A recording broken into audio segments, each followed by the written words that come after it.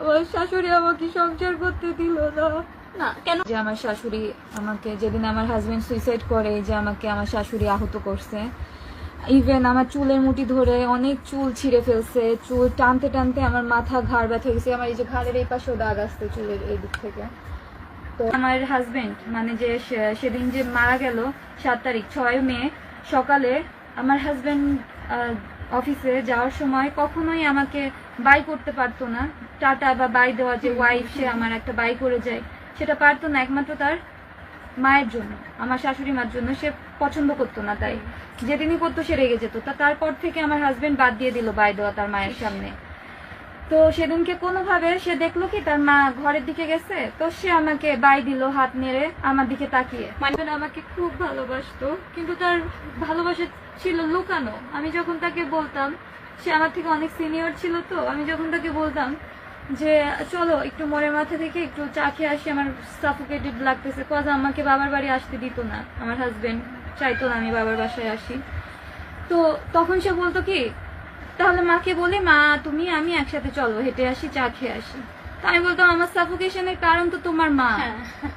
সে আমাকে প্রত্যেকটা সেকেন্ডে, তুমি অফিসে থাকাকালীন যে পরিমাণে পেইন দিচ্ছে, আমি সাফোকেটেড ফিল করতেছি, তো বাইরেও যদি সে যায়, আমার সাফোকেশন যদি আমি সাথে নিয়ে যাই, তাহলে আমি আর ফ্রি হলাম কিভাবে? আমার হাজবেন্ডের কথা ছিল ওটা, তো সে সেটা ক্যান্সেলই করে দিল। তখন আমরা শান্তিনগরে ছিলাম, সে বলেই দিল যে না, মা ছাড়া আমি যেতে পারবো না।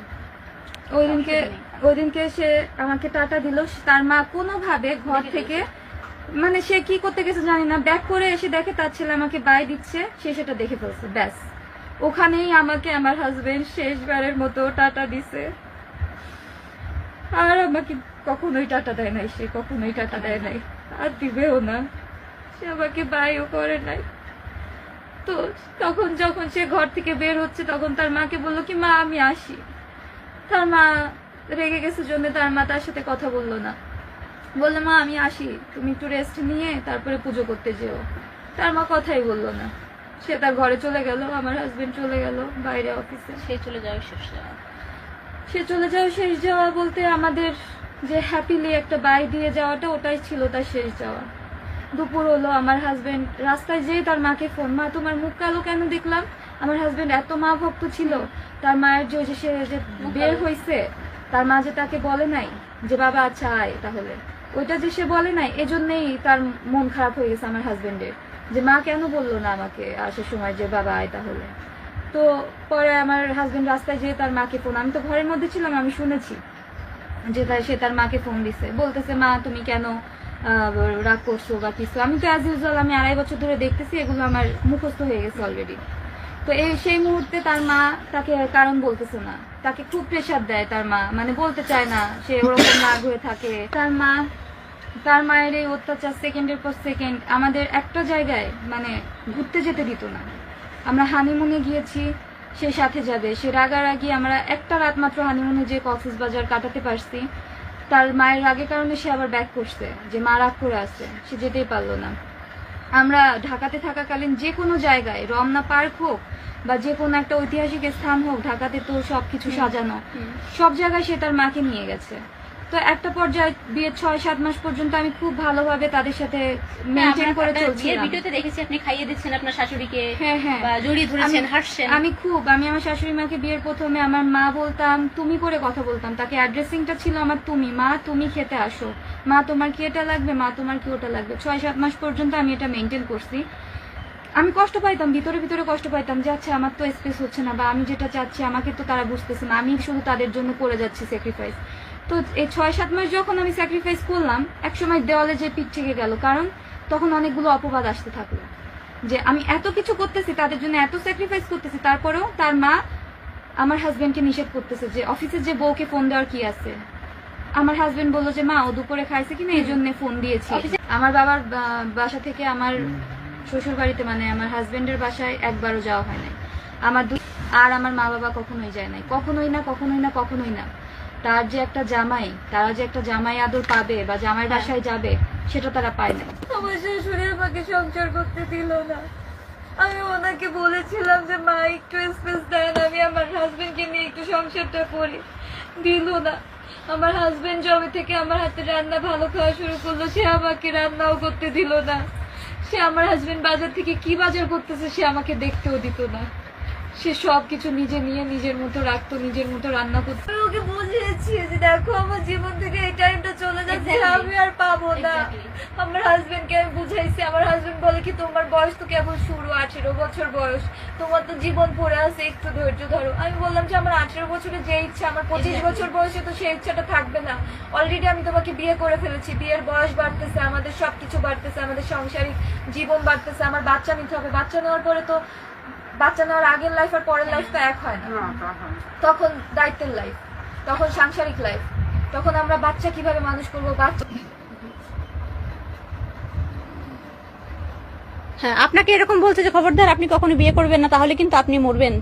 কারণ এরকম শাশুড়ি এরকম ভাবে যেটা আমি করে। আমার শাশুড়ি, আমার হাজবেন্ডের মুখের দিকে তাকিয়ে আমার শাশুড়িকে অনেক ভালো রাখার চেষ্টা করতাম, কারণ আমি জানতাম আমি যদি আমার শাশুড়িকে ভালো রাখি তাহলে আমার হাজবেন্ড ভালো থাকবে, কারণ আমার হাজবেন্ড তো মাকে ভালোবাসে। তো আমি যদি আমার শাশুড়িকে ভালো রাখি তাহলে আমার হাজবেন্ড ভালো থাকবে। ওই জন্য আমি আমার শাশুড়িকে ভালো রাখার চেষ্টা করেছি প্রথম 6-7 মাস পুরো দমে, পুরোটা দম দিয়ে আমি চেষ্টা করেছি আমার শাশুড়ির খেদমত করা থেকে শুরু করে তার কাপড়টা পর্যন্ত আমি যে ধুয়ে দিতাম, নেড়ে দিতাম। তারপরেও তার মন পায় নাই, সে তার ছেলের সাথে আমাকে একটা মুহূর্ত একা থাকতে দিত না। 6-7 মাসে এত কিছু করার পরেও থাকতে দিত না, তখন আমার দেওয়ালে পিঠটা ঠেকে গেল। তো লাস্টলি আমার হাজবেন্ড কথা বলছে তার মার সাথে, কথা বলে বাসা থেকে বেরোয় হয়ে গেছে, আর কথা হয় নাই। ওই দিনকে ওই সকালের পর থেকে আমার হাজবেন্ডকে ও যাওয়ার আগে আমাকে একবার বাইও বলে যায় না, একটা হিন্টসও দিয়ে যায় নাই যে আমি বুঝবো। ও আমাকে বলেও না যে তুমি ভালো থেকো, কোনো হিন্টস দিলে আমি বুঝতে পারতাম যে ও কিছু একটা করতে যাচ্ছে, ও কিছু একটা করতে যাচ্ছে। আমাকে কিচ্ছু বলে নাই, কিচ্ছু না, একটা ফোনও দেয় নাই।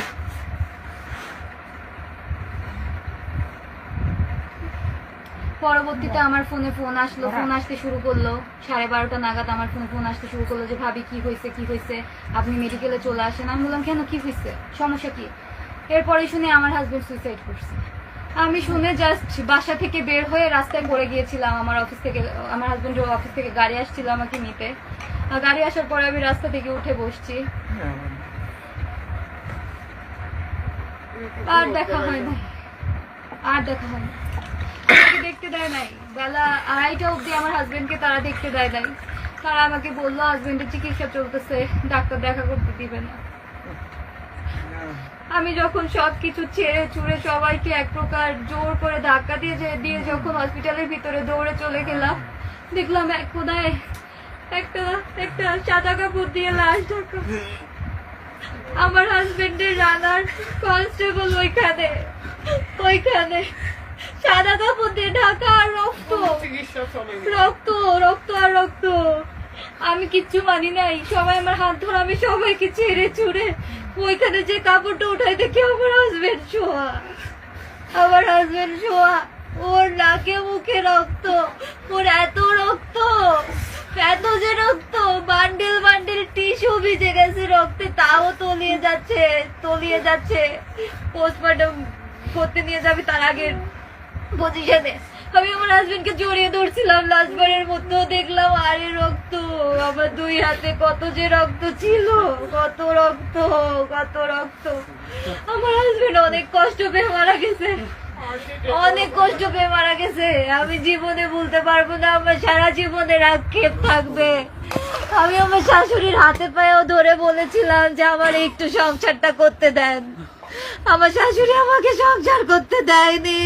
আমার আক্ষেপ থেকে যাবে, আমার বয়স 20, আমার সারা জীবনের আফসোস থেকে যাবে আমার হাজবেন্ডকে নিয়ে, যাকে আমি জীবনে প্রথমবার ভালোবেসেছিলাম, আমার স্বামীকে, তাকে নিয়ে আমার সংসার করা হলো না। আমি কিভাবে বাঁচবো? ও নিঃশ্বাস নিতে পারতেছে না, ওর গা কত যে শক্ত ছিল, ঠান্ডা, ওর হাত পা শক্ত। ও যে কত সুন্দর ছিল, আমার হাজবেন্ডের মতো সুন্দর ছেলে আমি দেখি নাই আমার লাইফে দেখি নাই। ও আর আসবে না, ও আমাকে এসে জড়িয়ে ধরবে না। ও যাওয়ার আগে আমাকে একবার বলেও গেল না, যাওয়ার আগে আমার একবার হাগও করলো না, জড়িয়েও ধরলো না। ও নিজের মতো চলে গেল, কত অভিমান, কত কষ্ট নিয়ে যে ও চলে গেল, কত অভিমান নিয়ে চলে গেল। আমাকে নিয়ে যেতে পারতো, ও তো আমাকে ভালোবাসতো, ও তো জানতো আমি ওকে ছাড়া বাঁচবো না। ও তো আগে আমাকে শুট করতে পারতো, তারপর তো নিজেকে শুট করতো, দুজনে একসাথে চলে যেতাম, তাহলে তো এত কষ্ট সহ্য করতে হতো না। আজকে আমাকে এই যে প্রেস মিডিয়া, এই যে লাইভে আসতে হচ্ছে আমার স্বামীর মৃত্যু নিয়ে, আমাকে কথা বলতে হচ্ছে। আমার স্বামী আমাকে কি করে দিয়ে চলে গেল।